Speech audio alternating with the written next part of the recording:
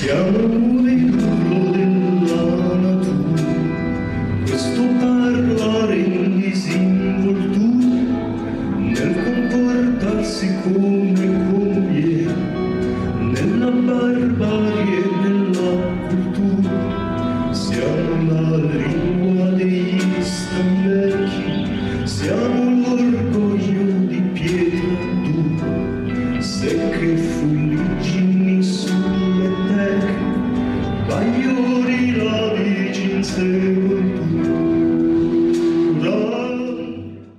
Allora, veniamo da Napoli e siamo i Radical Kitsch.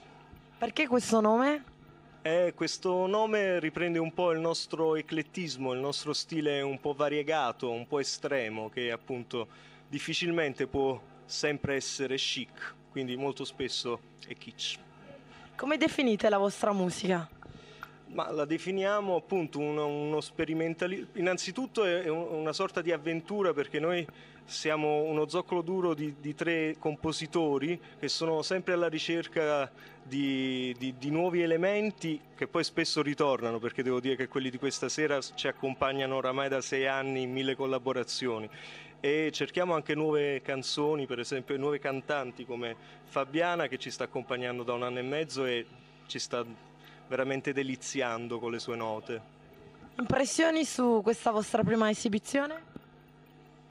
Divertente, io mi sono divertita tantissimo, questo mi piace tanto perché alla fine poi le tensioni si risolvono e quindi mi fa piacere, ci siamo divertiti.